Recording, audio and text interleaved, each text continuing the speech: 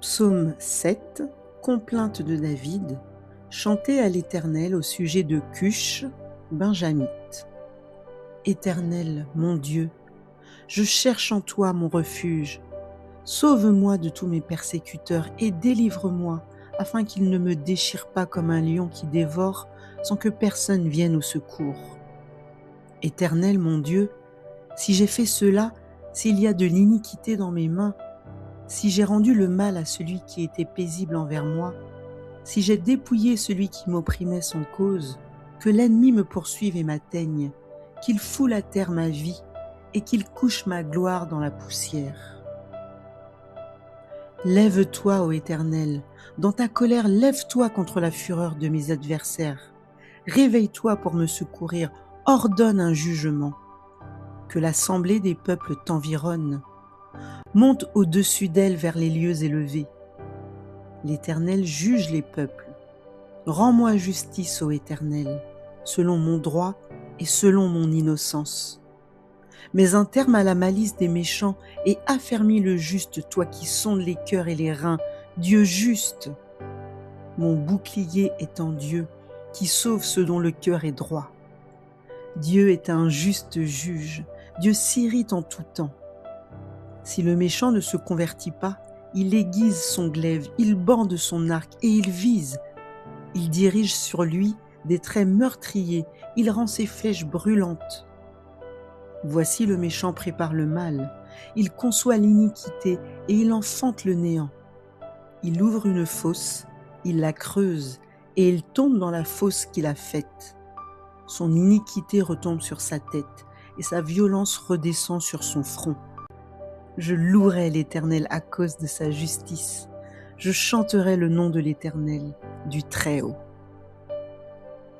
Psaume 37 de David. Ne t'irrite pas contre les méchants, n'envie pas ceux qui font le mal, car ils sont fauchés aussi vite que l'herbe, et ils se flétrissent comme le gazon vert. Confie-toi en l'Éternel et pratique le bien. Aie le pays pour demeure et la fidélité pour pâture. Fais de l'Éternel tes délices, et il te donnera ce que ton cœur désire. Recommande ton sort à l'Éternel, mets en lui ta confiance, et il agira.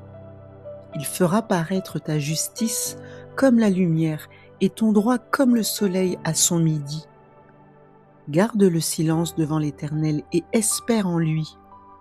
Ne t'irrite pas contre celui qui réussit dans ses voies, contre l'homme qui vient à bout de ses mauvais desseins. Laisse la colère, abandonne la fureur. Ne t'irrite pas, ce serait mal faire. Car les méchants seront retranchés, et ceux qui espèrent en l'Éternel posséderont le pays. Encore un peu de temps, et le méchant n'est plus. Tu regardes le lieu où il était, et il a disparu. Les misérables possèdent le pays, et ils jouissent abondamment de la paix. Le méchant forme des projets contre le juste, et il grince des dents contre lui. Le Seigneur se rit du méchant, car il voit que son jour arrive. Les méchants tirent le glaive, ils bandent leur arc, pour faire tomber le malheureux et l'indigent, pour égorger ceux dont la voie est droite. Leur glaive entre dans leur propre cœur, et leur arc se brise. Mieux vaut le peu du juste que l'abondance de beaucoup de méchants. Car les bras des méchants seront brisés, mais l'Éternel soutient les justes. L'Éternel connaît les jours des hommes intègres, et leur héritage dure à jamais. Mais ils ne sont pas confondus au temps du malheur, et ils sont rassasiés au jour de la famine. Mais les méchants périssent, et les ennemis de l'Éternel, comme les plus beaux pâturages, ils s'évanouissent en fumée. Le méchant emprunte, et il ne rend pas. Le juste est compatissant, et il donne. Car ceux que bénit l'Éternel possèdent le pays, et ceux qu'il maudit sont retranchés.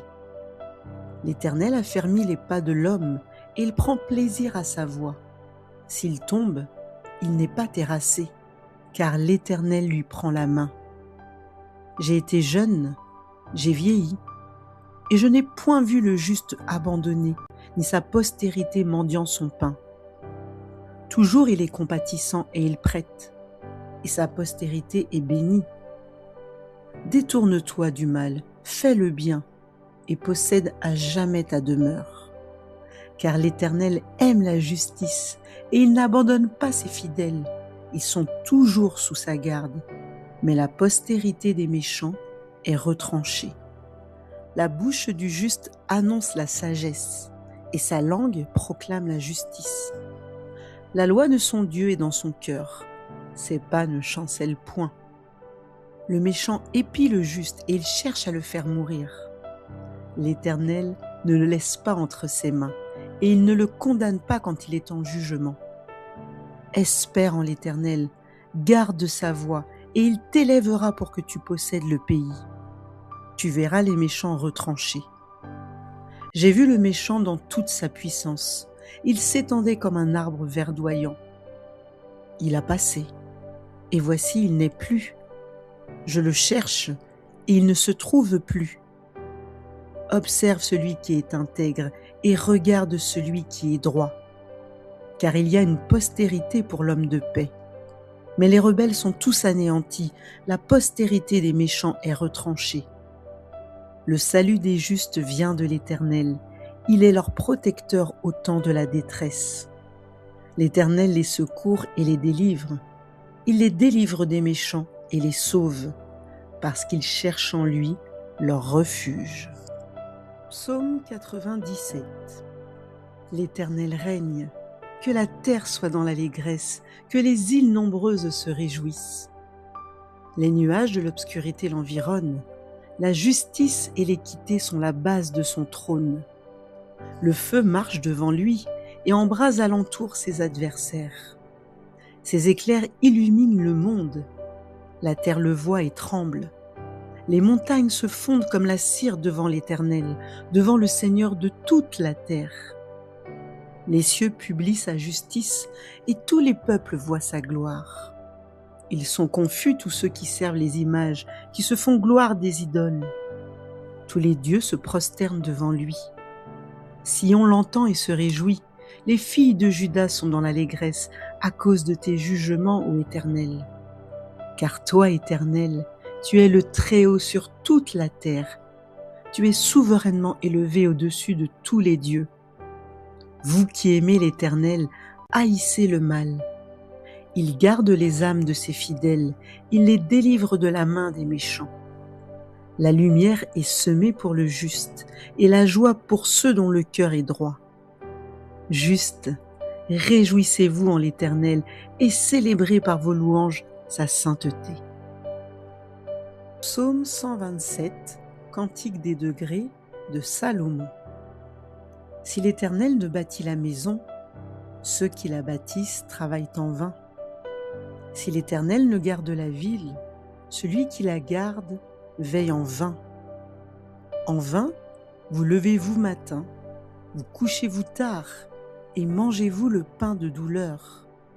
Il en donne autant à ses bien-aimés pendant leur sommeil. Voici, des fils sont un héritage de l'Éternel. Le fruit des entrailles est une récompense. Comme les flèches dans la main d'un guerrier, ainsi sont les fils de la jeunesse. Heureux l'homme qui en a rempli son carquois. Ils ne seront pas confus quand ils parleront avec des ennemis à la porte. Proverbe 7. Mon fils, retiens mes paroles et garde avec toi mes préceptes. Observe mes préceptes et tu vivras. Garde mes enseignements comme la prunelle de tes yeux. Lie-les sur tes doigts, écris-les sur la table de ton cœur.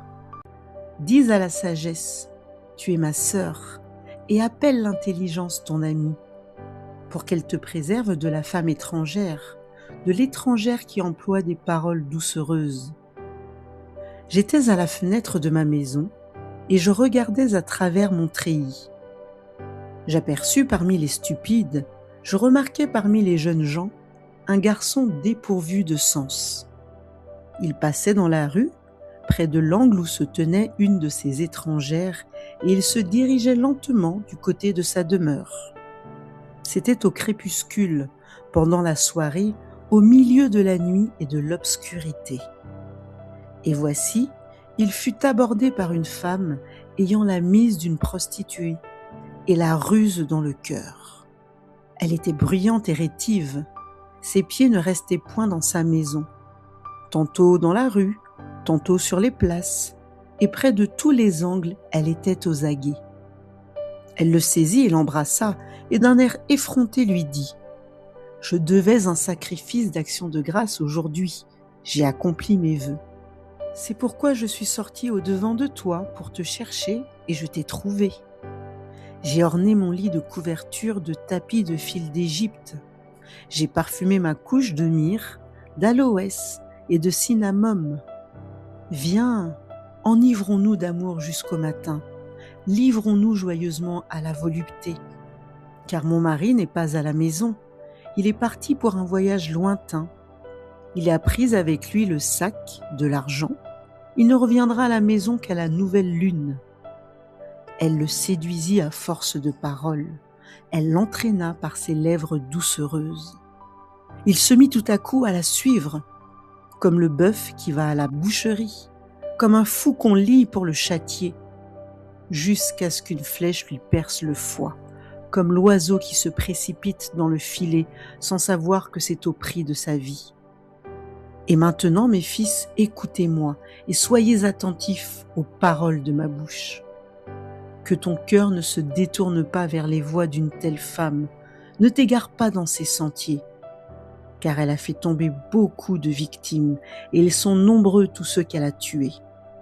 Sa maison, c'est le chemin du séjour des morts. Il descend vers les demeures de la mort.